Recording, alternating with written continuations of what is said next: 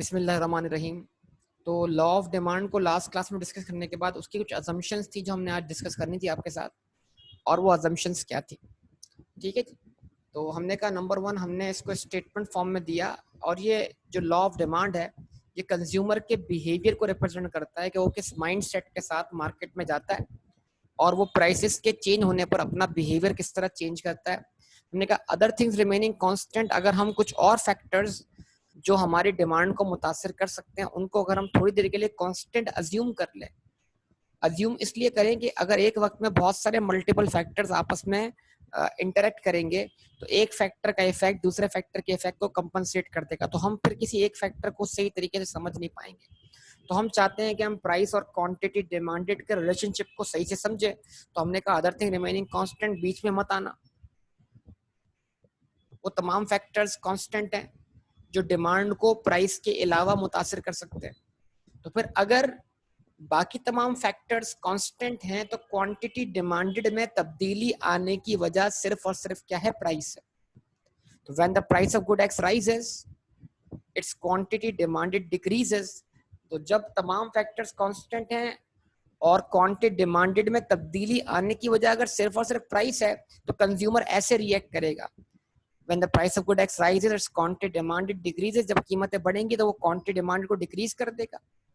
And when the price of good X falls, और जब उसको कीमतें गिरती हुई नजर आएंगी तो its quantity demanded increases, तो वो अपनी quantity demand को कर देगा, बढ़ा देगा। तो हमने कहा जनाब इससे पता लगा हमें कि प्राइस का और quantity demanded का आपस में क्या है? इनवर्स रिलेशनशिप है। ठीक है, हमने कहा ये सब कुछ हो क्यों रहा है, इसके लिए हमने इसका बैकग्राउंड स्टडी किया। हमने कहा फ्रॉम द अबव, हमने कहा अब इसके नीचे वो शेड्यूल और डायग्राम आना था जो हम पहले ही बना चुके थे। अगर आप एग्जाम में अपना आंसर ड्राफ्ट करें तो आप शेड्यूल को यहाँ पे लिखें बिल्कुल। हमने कहा from the above schedule and diagram we can conclude the following main points. Quantity demanded is inversely related to price. Quantity demand का प्राइस के साथ क्या है? इनवर्स रिलेशनशिप है। क्यों है उसके लिए हम तफसील से आगे गए थे।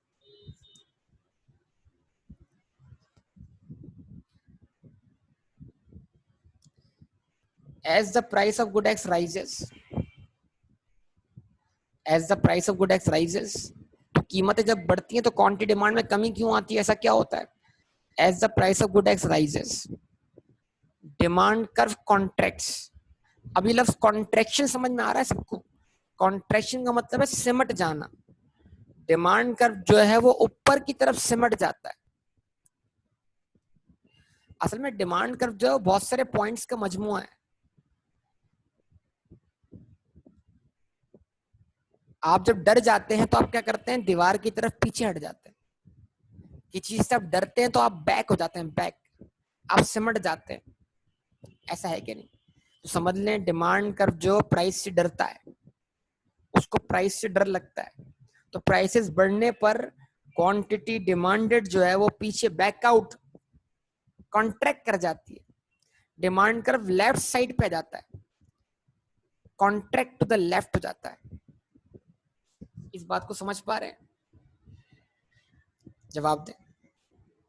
Demand curve contract to the left हो जाता है। मैं इसको समझाने के लिए आपको एक दफा फिर यहां पर एक, हालांकि डायग्राम तो पीछे बना हुआ है, लेकिन इस बात को समझाने के लिए मैं क्या कर रहा हूं, आपके सामने एक छोटा सा डायग्राम रख देता हूं कि भाई ये कॉन्ट्रैक्शन का मतलब क्या है। अब ये रफ डायग्राम होगा, देखिए। अब अगर ये क्या है,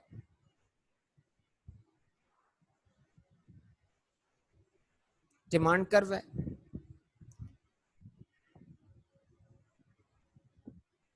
ठीक है जी।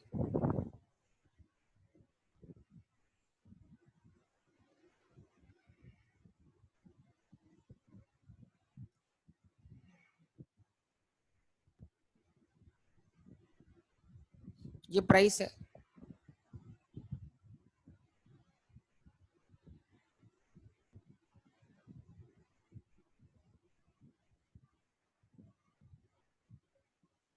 ये भी प्राइस है।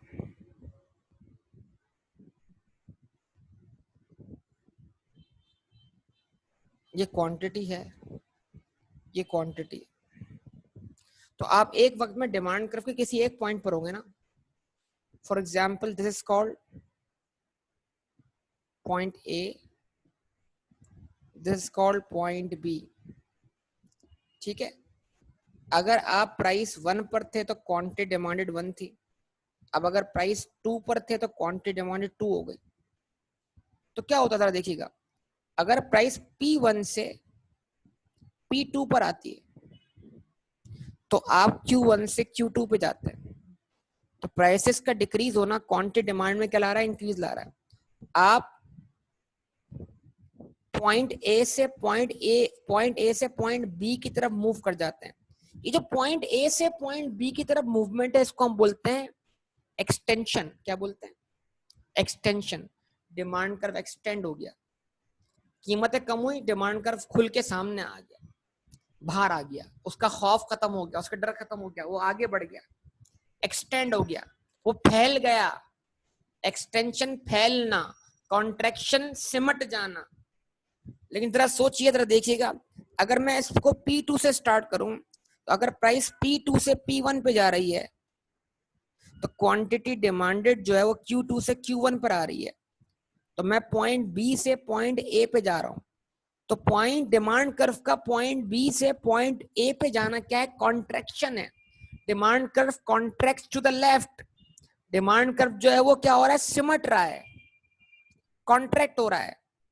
तो ए टू बी मूवमेंट जो है वो एक्सपेंशन है, एक्सटेंशन है। जवाब दें बेटा। और जो बी टू ए मूवमेंट है वो क्या है? कॉन्ट्रैक्शन है। तो लॉ ऑफ डिमांड में हम ये दो ही बातें बता रहे हैं, प्राइसेस बढ़ने या कम होने पर डिमांड कर्व या तो एक्सटेंड हो रहा है या कॉन्ट्रैक्ट हो रहा है, सिमट रहा है या फैल रहा है, पीछे हट रहा है या आगे बढ़ रहा है। से मुराद मतलब ये नहीं कि उसी लाइन पर मूव होते हुए। Contract to the left, Y axis की तरफ मूव कर रहा है, extend to the right, X axis की तरफ मूव कर रहा है। सही है। तो as the price of good X rises the demand curve contracts to the left. जब कीमतें बढ़ रही है डिमांड कर्व सिमट रहा है। जब demand curve contract to the left हो रहा है, बी टू ए मूव कर रहा है, पॉइंट बी से आप ए पर आ गए हो, आप सिमट गए हो, आप बढ़ती हुई महंगाई से डर गए हो, समझ ले इस तरह। आप चीजों की कीमतें बढ़ने से डर गए हो, आप पीछे हट गए हो, आपने वो चीज खरीदना कम कर दी है। तो demand curve contract to the left representing. तो जब डिमांड कर्व कॉन्ट्रैक्ट करेगा तो क्या बिहेवियर दिखेगा? Representing decrease in quantity demanded. तो चीजों की क्वांटिटी डिमांड में क्या आएगी? कमी आएगी। क्यों आएगी? Due to decrease in purchasing power. क्योंकि कीमतें बढ़ी हैं तो परचेजिंग पावर में क्या आई है? कमी आई। और कीमतें बढ़ने की वजह से विलिंगनेस टू बाय में भी कमी आई है। बाज दफा आप एबिल तो होते हैं, आप बोलते हैं मैं इतने पैसे खर्च कर सकता हूं, मेरे पास इनकम है, लेकिन आप खर्च करना चाहते नहीं होते। तो बात दफा क्या होता है? कीमतें बढ़ने से विलिंगनेस भी कम होती है। ठीक है जनाब। उसके बाद as the price of good X falls, जब कीमतें गिर रही हैं, demand curve extends to the right representing. और जब demand curve extend to the right होगा तो डिमांड कर्व फैलेगा, ए से बी तरफ जाएगा, डिमांड कर्व आगे की तरफ मूव हो जाएगा। मतलब यानी कि डिमांड कर्व में मूवमेंट अलोंग द कर्व होगा, और उसी लाइन पर आप ए पॉइंट से बी पॉइंट पे मूव कर जाएंगे। Demand curve extends to the right representing increase in quantity demanded. और जब भी डिमांड कर्व की एक्सटेंशन की बात होगी तो एक्सटेंशन का मतलब क्या लिया जाएगा? कि क्वांटिटी डिमांडेड में क्या हो रहा है? इजाफा हो रहा है। तो क्वांटिटी डिमांड में इजाफा क्यों हो रहा है? क्योंकि कीमतों में कमी आई है। कीमतों में कमी आने से क्या हुआ है? लोगों की परचेजिंग पावर में इजाफा हुआ है। कीमतों में कमी आने से क्या हुआ है? लोगों की विलिंगनेस में इजाफा हुआ। जवाब दे।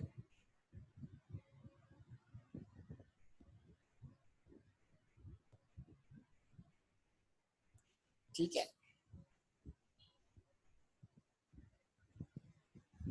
तो यहां तक तो हमने कल बात कर ली थी, लेकिन एक्सटेंशन और कॉन्ट्रैक्शन का मतलब आपके सामने रख दिया। अब हमारे पास क्या पॉइंट्स हैं बेटा?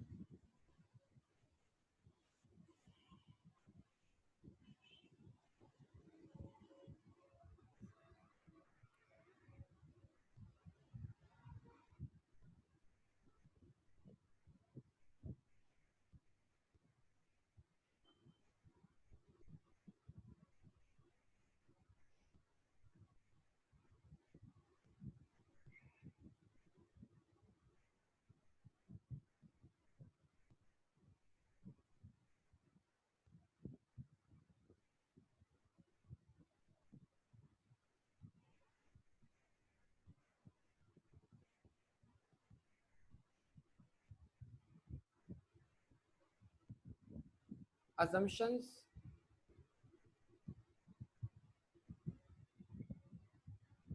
of the law। assumptions of the law से मुराद क्या है?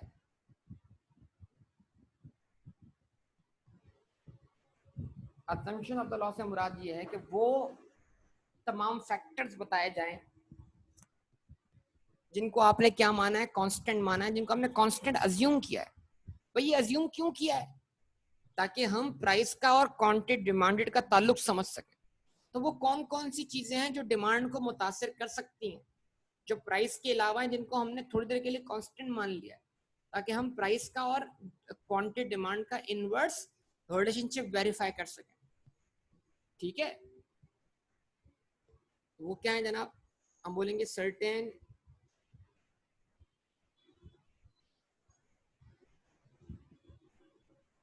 Factors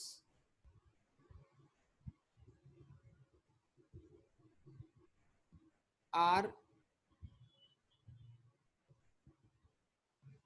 required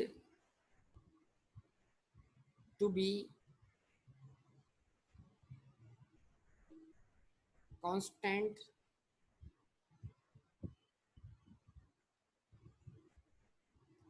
to verify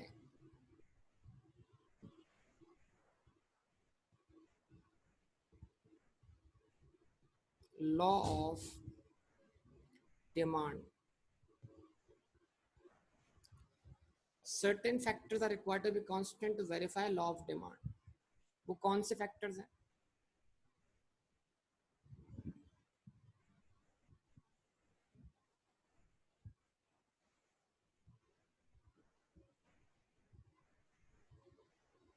which are number 1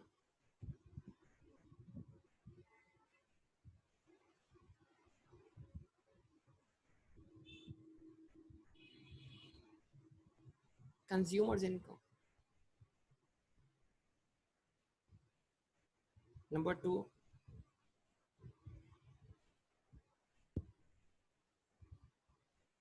prices of substitutes,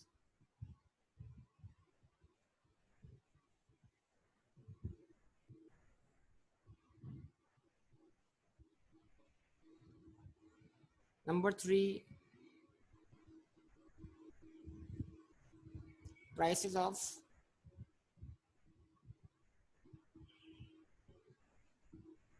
complements, number 4 consumers preferences,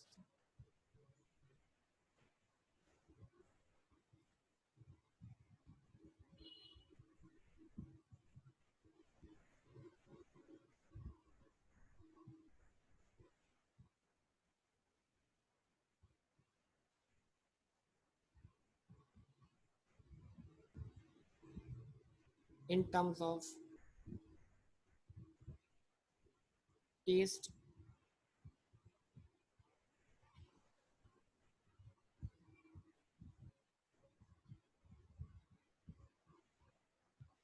fashion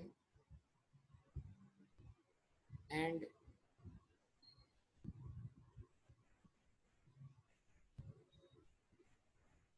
weather or climate conditions। ठीक है जी। उसके बाद number 5 population, number 6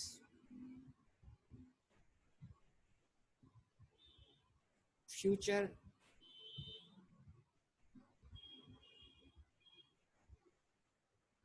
expectation about prices,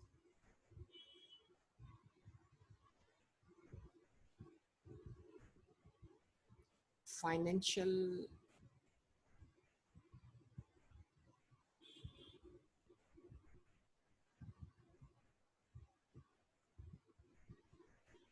innovation,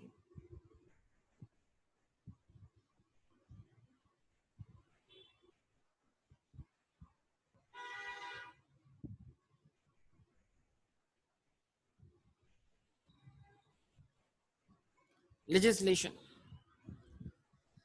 ठीक है जी। तो ये प्राइस के अलावा फैक्टर्स हैं, इन तमाम फैक्टर्स को हमने क्या माना, कांस्टेंट माना to verify law of demand.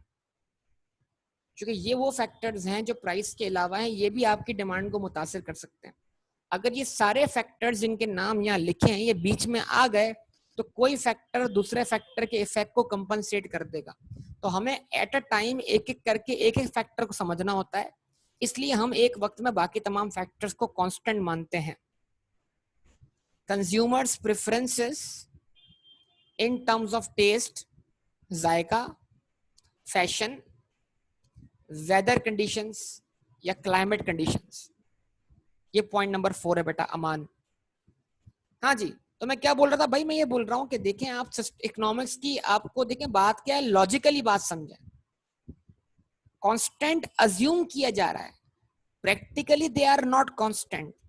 Practically तो एक वक्त में बहुत सारे फैक्टर्स आपस में इंटरेक्ट करते हैं, लेकिन क्योंकि अभी आप सीख रहे हैं, आप समझ रहे हैं, तो बेटा सीखने और समझने के लिए क्या होगा, सीखने और समझने के लिए ये होगा कि आपको एक एक फैक्टर का इफेक्ट समझना है।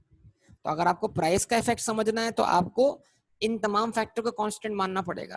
अगर आपको इनमें से किसी एक फैक्टर का इफेक्ट समझना है तो बाकी तमाम फैक्टर्स और प्राइस को कांस्टेंट मानना पड़ेगा। मतलब हम एट अ टाइम किसी एक फैक्टर को समझना चाहते हैं, हम एट अ टाइम किसी एक चीज को, एक वेरिएबल को स्टडी करना चाहते हैं ताकि हम उस वेरिएबल को अच्छी तरीके से स्टडी कर सकें। तो ये कांस्टेंट अजम्पशन समझिएगा कि क्यों है constant assumption. Practically they are not constant, practically सब कुछ आपस में इंटरेक्ट कर रहा होता है। प्रैक्टिकली तो एक साथ बहुत सारे वेरिएबल्स आपस में इंटरेक्ट कर रहे होते हैं, लेकिन नहीं, स्टडी करते वक्त एक वेरिएबल को अच्छी तरीके से समझने के लिए बाकी वेरिएबल के इफेक्ट क्या कर लिए, कांस्टेंट मान लिए, कांस्टेंट अज्यूम कर लिए, assumption of the law. So certain factors are required to be constant to verify law of demand, which are, कल भी एग्जांपल दी थी बेटा कि अगर कीमतें बढ़ जाएं तो आपकी परचेजिंग पावर में क्या आएगी, कमी आएगी। लेकिन जितने परसेंट से कीमतें बढ़ी हैं, अगर उतने परसेंट से आपकी इनकम में इजाफा कर दिया जाए, आपकी आमदनी बढ़ा दी जाए, तो क्या होगा, तो क्या होगा बताइए। कल भी पूछा था सवाल ये वाला आपसे। प्रोडक्ट की कीमतें बढ़ी, जितने परसेंटेज से मार्केट में चीजों की कीमतें बढ़ रही हैं, अगर एग्जैक्टली उतने ही परसेंट से आपकी इनकम बढ़ा दी जाए तो अल्टीमेट इफेक्ट क्या होगा। आप कह सकते हैं जवाब नो चेंज। क्यों, इसलिए कि अब इकोनॉमिक्स कहती है इनको दो अलग अलग वे में स्टडी करो। यानी इकोनॉमिक्स ये कहती है कि भाई कीमतें बढ़ी, इससे तुम्हारी परचेजिंग पावर में कमी आई, तो लिहाजा कीमतें बढ़ने की वजह से क्वांटिटी डिमांड में कमी आई। लेकिन क्योंकि इनकम बढ़ गई तो इनकम बढ़ने से परचेजिंग पावर में क्या हुआ, इजाफा हुआ, और अब आपकी जो क्वांटिटी में इजाफा दोबारा हो रहा है जो कि डिक्रीज को कंपनसेट कर रहा है, वो बिल्कुल बेटा सिंपल एंट्री, वो इनकम के बढ़ने की वजह से क्या कर रहा है, कंपनसेट कर रहा है। तो ये दो अलग अलग इफेक्ट्स हैं, इन इफेक्ट्स को अलग अलग करके पढ़ो, अलग अलग करके समझो, और एट अ टाइम किसी एक इफेक्ट को समझो ताकि तुम उस वेरिएबल का डिमांड के साथ ताल्लुक समझ सको। तो क्या कहते हैं आप, इनकम का डिमांड के साथ क्या ताल्लुक होना चाहिए, डायरेक्ट या इनडायरेक्ट। इनकम बढ़ने से आपकी चीजें खरीदने की सलाहियत बढ़ेगी या कम होगी, जनरली इनकम बढ़ने से आपकी चीजों की खरीदने की सलाहियत बढ़ेगी या कम होगी, बढ़ेगी। ऐसा ही है, जबरदस्त। और इनकम कम होने से, इनकम कम होने से, इनकम कम होने से जनरली आपकी चीजें खरीदने की सलाहियत क्योंकि कम होगी। इसका मतलब क्या है, हम बोल सकते हैं इनकम का डिमांड के साथ क्या है, डायरेक्ट रिलेशनशिप। यस, बोल सकते हैं। प्राइस का क्वांटिटी डिमांड के साथ क्या है, इनवर्स रिलेशनशिप है। इनकम का डिमांड के साथ क्या है, डायरेक्ट रिलेशनशिप। मेरे अल्फाज पे गौर करें, मैं क्या बोल रहा हूं, प्राइस का क्वांटिटी डिमांड के साथ इनवर्स रिलेशनशिप है, और इनकम का डिमांड के साथ डायरेक्ट रिलेशनशिप है। अब देखें, एक जगह मैं लफ्ज इस्तेमाल कर रहा हूँ क्वांटिटी डिमांडेड, एक जगह मैं लफ्ज इस्तेमाल कर रहा हूँ डिमांड। तो लफ्ज डिमांड में और क्वांटिटी डिमांड में भी फर्क है। ये फर्क भी आपके सामने रखना है, अभी आप रखेंगे बिल्कुल लाजमी आपके सामने। तो मैंने अल्फाज क्या इस्तेमाल किए, मैंने अल्फाज इस्तेमाल किए प्राइस का क्वांटिटी डिमांड के साथ जो है वो इनवर्स रिलेशनशिप है, और इनकम का डिमांड के साथ डायरेक्ट रिलेशनशिप। अल्फाज पे गौर करें।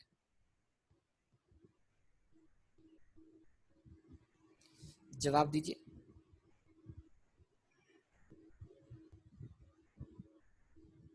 ये समझाता हूं मैं क्वांटिटी डिमांडेड और डिमांड के दो लफ्ज को अलग अलग क्यों बोल रहा हूं। देखिए अब मेरी बात सुनिएगा, डिमांड लफ्ज बोलने में और क्वांटिटी डिमांड लफ्ज बोलने में फर्क है, इकोनॉमिक्स के नजदीक समझ का फर्क है। ठीक है, अब इसको सुनिएगा। अगर कोई बंदा एग्जामिनेशन में ये स्टेटमेंट देता है, other things remaining constant when the price of good X rises it's demand decreases, तो ये रॉन्ग स्टेटमेंट है। डिमांड डिक्रीजेस नहीं, क्वांटिटी डिमांड डिक्रीजेस, क्योंकि इकोनॉमिक्स में डिमांड डिक्रीज होने का मतलब कुछ और है। तो decrease in demand and decrease in quantity demanded, ये दो अलग अलग बातें हैं बेटा। इन दो बातों को समझना है, अभी थोड़ी देर में समझेंगे हम सारी बातें, लेकिन अल्फाजों को बहुत संभाल के इस्तेमाल करना है बेटा। When the price of good X falls, demand increases नहीं, quantity demanded increases। तो डिमांड इंक्रीज बोलने में और क्वांटिटी डिमांडेड इंक्रीज बोलने में फर्क है। इन दोनों बातों का फर्क हमें पता होना चाहिए, और हम वो सीख रहे हैं हम साथ साथ। ठीक है जनाब, तो इन तमाम बातों को ध्यान में रखिएगा। तो इसका मतलब क्या हुआ, कंज्यूमर इनकम का डिमांड के साथ क्या है, डायरेक्ट रिलेशनशिप है। इसका मतलब क्या हुआ, अगर प्राइस का बढ़ना क्वांटिटी डिमांडेड को कम कर रहा है, तो कंज्यूमर इनकम का बढ़ना उसको कंपनसेट कर सकता है, तो इफेक्ट कैंसिल हो जाएगा। तो हमने क्या बोला भाई, कंज्यूमर इनकम रिमेन्स कांस्टेंट। कि हम क्या करते हैं, जब हम लॉ ऑफ डिमांड समझने की कोशिश करते हैं, तो हम बोलते हैं कि हम कंज्यूमर इनकम को या कंज्यूमर के बजट को क्या मानते हैं, कांस्टेंट, कि वो एक कांस्टेंट बजट लेके निकला है मार्केट में। ठीक है, लेकिन क्या कभी ऐसा नहीं होता कि हम जितना बजट लेके निकले होते हैं उससे ज्यादा खर्च कर देते हैं, हम अचानक से अपना बजट बढ़ा लेते हैं। तो ये बजट बढ़ जाना भाई, अगर वो हुनैन जो था वो फिनलैंड गया था, अब्बा का बजट 500 रुपए था, अब्बा का बजट 500 रुपए था, ठीक है, और वो टिकट 1000 रुपए का था, तो हुनैन तो वहीं लेट गया, वहीं रोना शुरू हो गया, वहीं टांगे जो है वो जमीन पे हिलाना शुरू कर दी उसने। तो अब्बा तो मजबूर हो गए बजट बढ़ाने पर यार, अब्बा तो मजबूर हो गए बजट बढ़ाने पर। तो इट मींस दैट कि प्रैक्टिकली तो कुछ भी हो सकता है यार, प्रैक्टिकली तो बजट चेंज भी हो सकता है, बजट बढ़ भी सकता है, बजट कम भी हो सकता है। जब हम प्रैक्टिकल बात करते हैं तो हम बहुत सारे फैक्टर्स को मिलाकर डिस्कस कर रहे होते हैं, मतलब एक वक्त में एक से ज्यादा चीजें अप्लाई हो रही होती हैं। हुनैन का रोना अब्बा के डिसीजन को चेंज कर रहा है। अब इट मीन हुनैन का रोना भी मैटर करता है, इसका मतलब हुनैन के रोने ने डिमांड को चेंज कर दिया। अगर हुनैन ना रोता तो अब्बा का फैसला अटल था कि बेटा घर चलो वापस, शाबाश, इस बजट में ये क्वांटिटी डिमांडेड, हम इस प्राइस के लिए हम विलिंग और एबल नहीं है। लेकिन अब्बा को विलिंग और एबल किसने किया, हुनैन के रोने ने, ये अदर फैक्टर है। और जब हम लॉ ऑफ डिमांड पढ़ रहे हैं तो हुनैन के रोने को, उसके बिल बिलाने को हमने क्या मान लिया, कांस्टेंट मान लिया, क्योंकि वो रो रो कर अब्बा को बजट तब्दील करने पे मजबूर कर सकता है। तो हमने कहा थोड़ी देर के लिए समझो हुनैन नहीं रो रहा, हुनैन बड़ा अच्छा बच्चा है, बड़ा फरमाबरदार बच्चा है, वरना क्या होगा, वरना लॉ ऑफ डिमांड समझ नहीं आएगा। जब लॉ ऑफ डिमांड समझना है तो भाई इन तमाम चीजों को क्या मानना है, उसके रोने को भी कांस्टेंट मानना है, मौसम की तब्दीली को भी कांस्टेंट मानना है, प्राइसेस ऑफ सब्स्टिट्यूट्स को भी कांस्टेंट मानना है, प्राइसेस ऑफ कॉम्प्लीमेंट्स को भी कांस्टेंट मानना है, आबादी को भी कांस्टेंट मानना है, फ्यूचर एक्सपेक्टेशन अबाउट प्राइसेस को भी कांस्टेंट मानना है, फाइनेंशियल इनोवेशन को भी कांस्टेंट मानना है, और लेजिस्लेशन को भी कांस्टेंट मानना है। अब एक एक करके सब पे बात कर रहे हैं। लेकिन ये वो फैक्टर्स है जिनको हमने कांस्टेंट अज्यूम किया है प्राइस के अलावा। और हमने कहा अगर ये सारे फैक्टर्स कांस्टेंट रहे तो क्वांटिटी डिमांडेड में तब्दीली आने की वजह सिर्फ और सिर्फ क्या होगी, प्राइस होगी। और वो तब्दीली कैसे आ रही होगी, इनवर्स आ रही होगी। तो इस चीज को डिफाइन करने का नाम क्या है, लॉ ऑफ डिमांड। ये मेरी गुफ्तगू समझ में आ रही है बेटा? अक्सर लोग ये समझ नहीं पाते कि भाई ये फैक्टर्स कांस्टेंट क्यों हैं। ये कांस्टेंट नहीं है, they are assumed as constant to understand law of demand.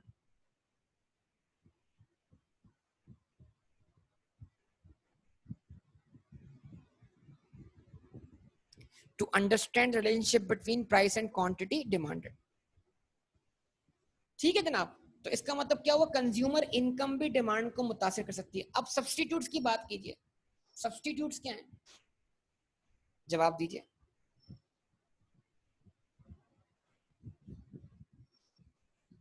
Substitutes की बात कीजिए भाई, सिखा दिया, वॉन्ट्स पढ़ाते वक्त सिखा दिया।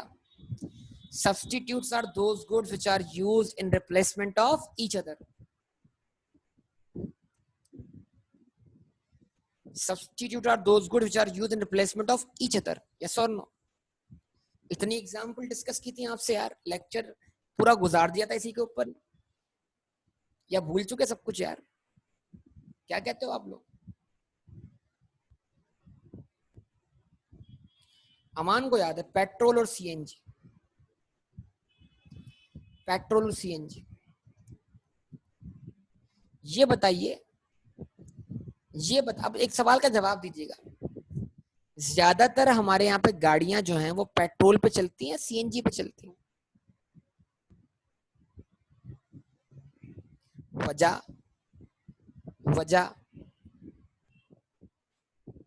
वजह बताइए, रीजन बताइए। तो जो गाड़ी सीएनजी पे चलती है वो क्या पेट्रोल पे नहीं चल सकती? सीएनजी सस्ती है और 1 kg सीएनजी जो है वो पेट्रोल से ज्यादा काम करती है बानिस्बत 1 लीटर पेट्रोल की। लेकिन गाड़ी के इंजन को तबाह कर देती है बेटा सीएनजी। लाइफ जो है, लाइफ गाड़ी की लाइफ जो है वो पेट्रोल में ही है ना। बहरहाल अभी दो अलग अलग मैटर्स है, दो अलग अलग सोच है। अब आप मुझे बताइए, कीमत बढ़ेगी पेट्रोल की, फर्ज कीजिए कीमत बढ़ेगी पेट्रोल की। अब इस तरफ मत जाओ बेटा, अपॉर्चुनिटी कॉस्ट की तरफ। कीमत बढ़ेगी पेट्रोल की, उससे सीएनजी की डिमांड पर कोई फर्क पड़ेगा?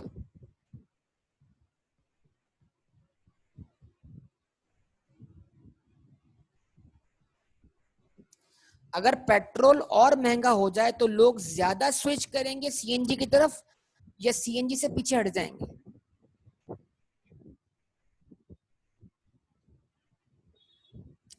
डिमांड इंक्रीज हो जाएगी, किसकी हो जाएगी बेटा डिमांड इंक्रीज? सीएनजी की।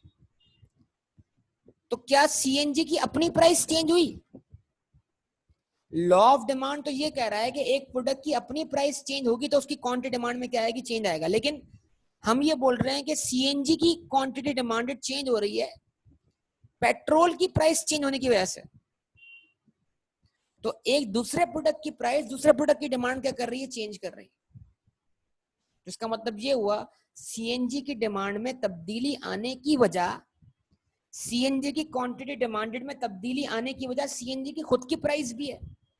लेकिन सीएनजी में तब्दीली आने की वजह, एक और वजह पेट्रोल की प्राइस भी है। क्या ख्याल है?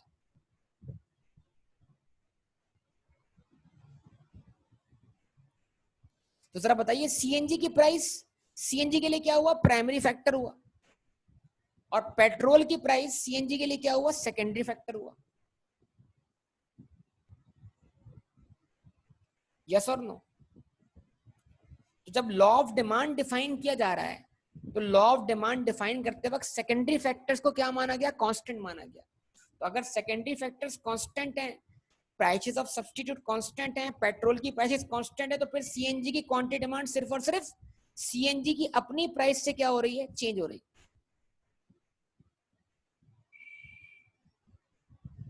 जवाब दें, यस और नो।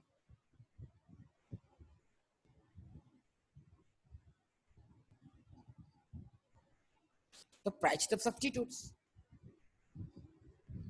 ये पढ़े आगे हम सब कुछ सीख रहे हैं, इन तमाम बातों एक्सप्लेन कर रहा हूं मैं आपको। अच्छा जी, उसके बाद ये मैं आपको आइडिया दे रहा हूं, प्राइसेस ऑफ कॉम्प्लीमेंट्स। कॉम्प्लीमेंट्स क्या है? Those goods which are used in connection with each other। एक चीज को इस्तेमाल करने के लिए दूसरी चीज क्या क्या होनी चाहिए, अवेलेबल, बिल्कुल एक दूसरे को कंप्लीट करेंगे, बिल्कुल कॉम्प्लीमेंट। सब्स्टिट्यूट्स कॉम्पीट करेंगे, कॉम्प्लीमेंट्स कंप्लीट करेंगे। सब्स्टिट्यूट्स कॉम्पीट करेंगे, कॉम्प्लीमेंट्स कंप्लीट करेंगे। इसके अलावा बताओ यार कितनी एग्जांपल्स दिए। चलो ये बताओ सब लोग, एसी कैसे चलेगा? एसी कैसे चलेगा? पेट्रोल पर, इलेक्ट्रिसिटी पर। अच्छा, रिमोट से। ये वाला मजाक अच्छा नहीं। रिमोट किस काम का? जब लाइट ना आती हो। इलेक्ट्रिसिटी। इसका मतलब क्या हुआ? एक तरफ तो एसी की प्राइस है और एक तरफ इलेक्ट्रिसिटी है। बताइए जनाब, अगर इलेक्ट्रिसिटी जो है वो सस्ती कर दी जाए, अगर इलेक्ट्रिसिटी का एक यूनिट अभी 12 रुपए का है और वो 12 रुपए से गिराकर 3 रुपए पे ले आया जाए, एक यूनिट इलेक्ट्रिसिटी का, 1 किलो वोल्ट, तो जरा बताइए, कीमत कम होगी इलेक्ट्रिसिटी की, लेकिन क्या इलेक्ट्रिसिटी की कीमत कम होने से एसी की डिमांड पे कोई फर्क पड़ेगा?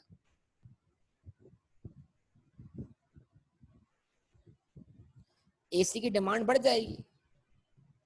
बगैर बगैर एसी की अपनी कीमत तब्दील हुए, ऐसा ही है।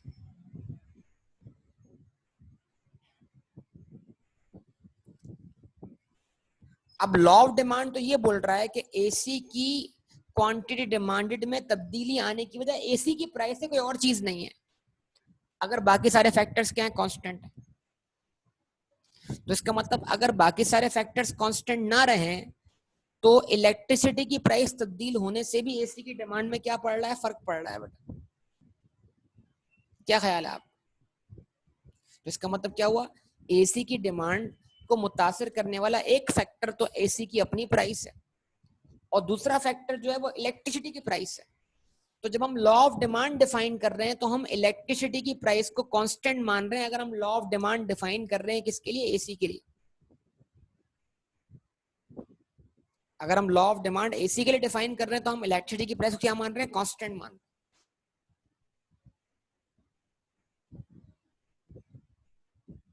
जवाब दें। तो हमने कहा अगर एसी की इलेक्ट्रिसिटी की प्राइसेस कांस्टेंट हैं तो फिर एसी की डिमांड में या एसी की क्वांटिटी डिमांडेड में जो तब्दीली आएगी उसके आने की वजह सिर्फ और सिर्फ एसी की अपनी प्राइस है। जवाब दें।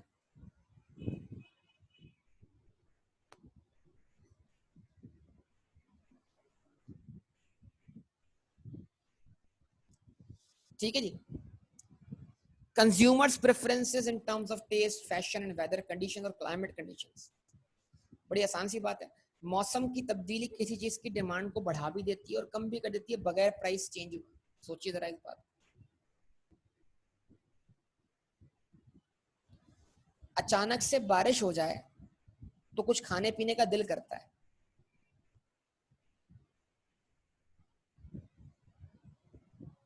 हाँ जी, क्या खाने पीने का दिल करता है?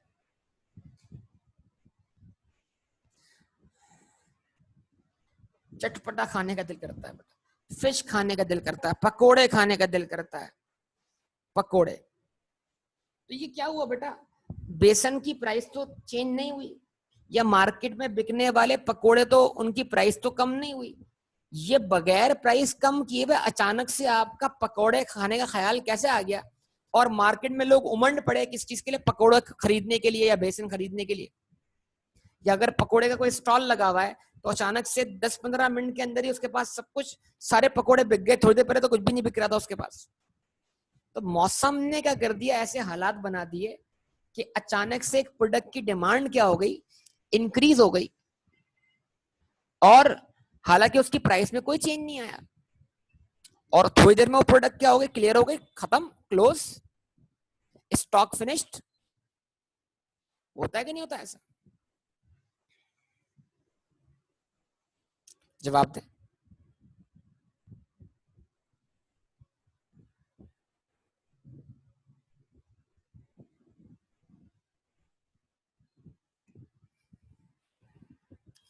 अभी आपको याद होगा आज से 3-4 साल पहले रमजान में हीट स्ट्रोक आया था, शदीद किस्म की गर्मी आई थी रमजान में, शदीद। पता है आपको इस बात का, याद है? 3-4 साल पुरानी बात है, मेरे ख्याल से 3-4 साल, इस रमजान से 3 रमजान पहले होगा या 4 रमजान पहले होगा। बहरहाल हीट स्ट्रोक था, कराची में लोग मर गए थे भाई, लोग रोड पे जो है वो स्प्रे कर रहे हैं पानी का, और मतलब इतनी शदीद गर्मी है, लोगों से बर्दाश्त नहीं हो रही गर्मी। क्या हुआ था, मार्केट में से एसी के स्टॉक खत्म हो गए थे बेटा, सब जगह था ना, मार्केट में से एसी के स्टॉक खत्म हो गए थे, हुए थे खत्म स्टॉक। यानी अचानक से एसी की डिमांड में इजाफा हो गया, किसकी वजह से, हीट स्ट्रोक आने की वजह से भाई। गन्ने का जूस बिक रहा है शदीद एकदम से तेजी से, गन्ने के जूस लोग पिए जा रहे हैं, एक गिलास के बजाय 2 गिलास पी जा रहे हैं भाई। अफ्तार के वक्त देख लो अपने आप को, बेकाबू हो जाते हो।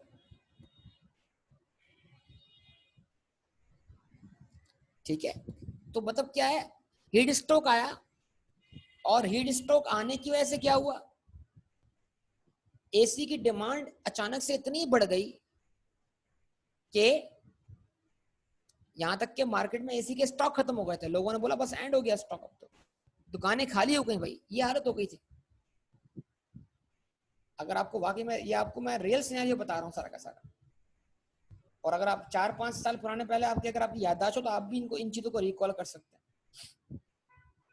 तो ऐसा क्यों हुआ, इलेक्ट्रिसिटी की प्राइस चेंज नहीं हुई भाई, एसी की अपनी प्राइस चेंज नहीं हुई भाई, लेकिन मौसम ने मजबूर कर दिया, आपको एसी खरीदने के लिए। अब जिसके पास एसी नहीं वो भी खरीद रहा है, जिसके पास पुराना हो गया वो रिप्लेस कर रहा है, परफॉर्मेंस अच्छी थी, जिसके पास एक लगा हुआ 2 लगा रहा है, सोन। अचानक से क्या हुआ, मौसम ने क्या कर दिया। तो मौसम भी वो फैक्टर है जो चीज क्या करता है, जो चीजों की डिमांड को मुतासिर करता है प्राइस के अलावा। तो फिल वक्त हमने कहा, जब हमने लॉ ऑफ डिमांड को समझना है तब हम मौसम को भी कांस्टेंट मानेंगे कि कोई डिमांड में तब्दीली मौसम की वजह से नहीं आ रही। तो फिर अगर ये सारे फैक्टर कांस्टेंट होंगे तो फिर क्वांटिटी डिमांड में तब्दीली आने की वजह सिर्फ और सिर्फ क्या होगी, प्राइस होगी। मतलब ये तमाम फैक्टर्स बीच में नहीं आएंगे। अगर ये बीच में आ गए तो हमें उलझन होगी कि एक इफेक्ट दूसरे इफेक्ट को कंपनसेट कर रहा है। To understand the concept of demand we have to assume these factors as what, constant. जवाब दीजिए बेटा। अब बड़ी सिंपल सी बात है, मैं आम बातें कर लूं। गर्मियों का मौसम आते ही कोल्ड ड्रिंक्स, मशरूबात, मशरूब मशरिक, मशरूब मगरिब, मशरूब मशरिक समझते हैं, एक मशरूब मशरिक है और एक मशरूब मगरिब है। गर्मियों का मौसम आते ही कोल्ड ड्रिंक्स, मशरूबात, मशरूब मशरिक, मशरूब मगरिब, मशरूब मशरिक रूह अफ़ज़ा, लस्सी, ये सारे मशरूब मशरिक हैं। और मशरूब मगरिब क्या है, पेप्सी, कोका कोला, ये सारे मशरूब मशरिक हैं, वो मशरूब मगरिब है। तो गर्मियां आते ही क्या होता है, मशरूब मशरिक और मशरूब मगरिब दोनों की डिमांड में क्या हो जाता है, इजाफा हो जाता है। सिंपल सी बात है क्या नहीं? क्या गर्मियों के मौसम में सर्दियों के मुकाबले में पेप्सी जो है वो ज्यादा प्रोड्यूस होती होगी या कम होती होगी? सर सिंपल बताइए।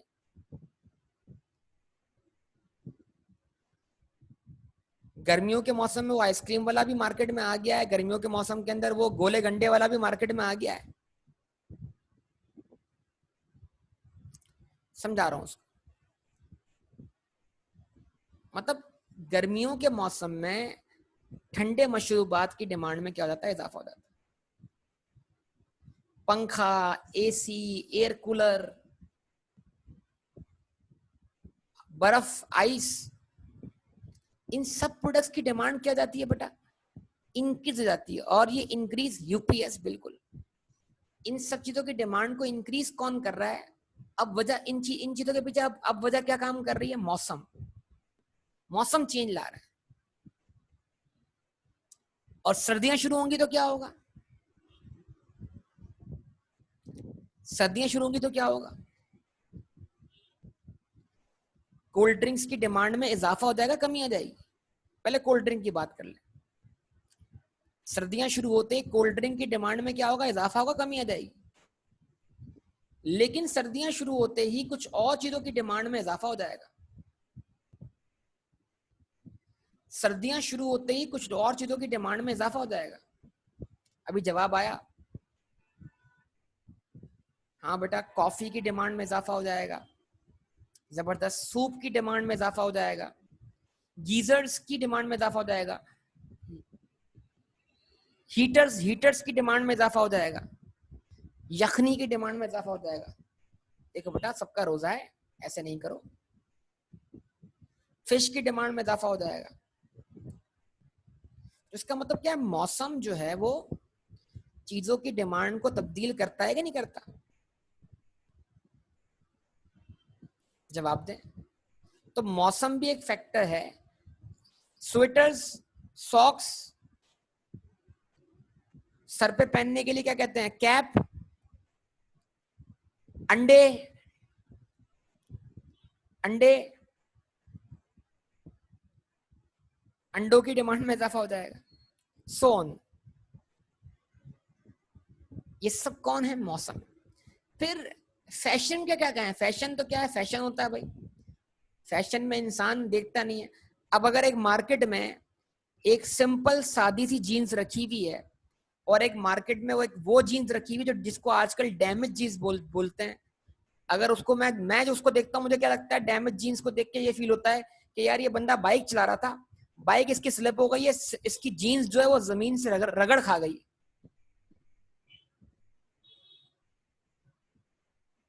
तो उसको डैमेज जीन्स बोलते हैं भाई। क्या ख्याल है? अब वो कर क्या रहा है बंदा? वो जो पूरी जीन्स है, वो जो पूरी जीन्स है, जो फुल कपड़ा है, जो बिल्कुल भी कहीं से फटा हुआ नहीं है, वो नहीं खरीद रहा।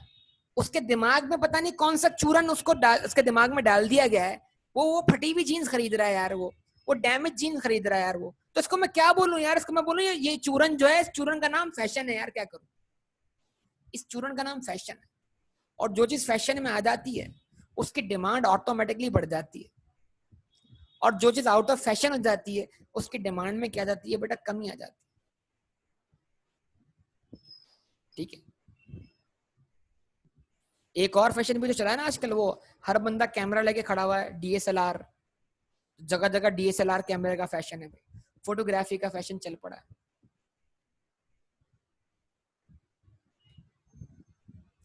ठीक है जी, तो ये आपके सामने फैशन भी आ गया। अब सवाल मुझसे हुआ टेस्ट को समझाएं। टेस्ट मतलब जायका, तरजीहात। तो एक चीज अगर आपके टेस्ट के हिसाब से है तो आप क्या करें, मिसाल के तौर पर अगर आपको गर्मियों के मौसम में सूप पीना पसंद है तो आप गर्मियों के मौसम में सूप पियेंगे बेटा, कोई फर्क नहीं पड़ता। अगर किसी शख्स को सर्दियों में आइसक्रीम खाने का शौक है तो सर्दियों में भी आइसक्रीम खाएगा, वो उसकी तरजीहात है। तो इसका मतलब ये है कि मुकम्मल तौर पर किसी प्रोडक्ट की डिमांड खत्म नहीं होती सर्दियां गर्मियां आने से। तो गर्मियां आने से सूप की डिमांड खत्म नहीं हो रही, क्यों? क्योंकि कुछ लोगों की तरजीहात में सूप गर्मियों के अंदर भी शामिल है, और सर्दियां आने से आइसक्रीम की डिमांड, कोल्ड ड्रिंक की डिमांड खत्म नहीं हो रही, क्योंकि सर्दियां आने के बावजूद भी कुछ लोगों की तरजीहात में क्या है, आइसक्रीम भी शामिल है। क्या ख्याल है? जवाब दें, है ना? तो ये सारी बातें आपके सामने है। इस तरह ये पॉपुलेशन है, फिर फ्यूचर एक्सपेक्टेशन अबाउट प्राइसेस हैं, फाइनेंशियल इनोवेशन है। तो इन पॉइंट्स को मैं अलग से डिस्कस, मतलब ये सारे पॉइंट मैं आपको लिखवाऊंगा भी और डिस्कस भी करूंगा। ये तो मैंने आपको समझा दिया, एक लिस्ट दे दी है, और ये लिस्ट है किस चीज की, उन तमाम फैक्टर्स की जो डिमांड को मुतासिर करते हैं। तो एक एक करके इन तमाम फैक्टर्स पे आगे चल के बात करेंगे, बिल्कुल लिखेंगे इनके बारे में, ठीक है। लेकिन फिलवक्त यहां तक बता दिए कि भाई वो कौन कौन से फैक्टर्स हैं जिनकी वजह से डिमांड मुतासिर हो सकती है, और वो आपके प्राइस वाले इफेक्ट को कंपनसेट कर सकते हैं। तो वो कंपनसेट ना करें, फिलवक्त क्या कर लो, इन तमाम फैक्टर्स को क्या मान लो, कांस्टेंट मान लो। मैं फिर बोल दूं, मैं इन तमाम फैक्टर्स को डिस्कस करूंगा, क्योंकि अभी टाइम ज्यादा लग रहा है, मैं इसको क्लोज करने जा रहा हूं। अच्छा जी, अब यहां पर आपको एक छोटा सा टास्क दे रहा हूं। ये पॉइंट नंबर 4 के नीचे अब आएगा पॉइंट नंबर 5, और पॉइंट नंबर 5 क्या है, limitations of law of demand, exceptions of law of demand. क्या है बेटा? लिमिटेशंस। तो आप स्टडी टेक्स्ट को खोलिएगा, और स्टडी टेक्स्ट में लॉ ऑफ डिमांड की क्या लिखी होंगी बेटा, लिमिटेशंस। और वो लिमिटेशंस को आप अपने रजिस्टर के अंदर पॉइंट नंबर 4 के नीचे बतौर पॉइंट नंबर 5 क्या कर देंगे, आप ऐड कर देंगे। तो हम अपनी बात वहां से शुरू करेंगे अब, ठीक है? जवाब दें।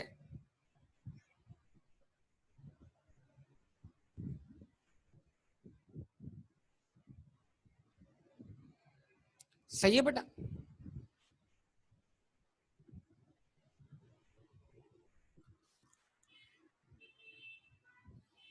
तो इसको मैं स्टॉप करूंगा, इंशाल्लाह बाकी बात अगली क्लास में करेंगे। ओके बेटा, अल्लाह हाफिज।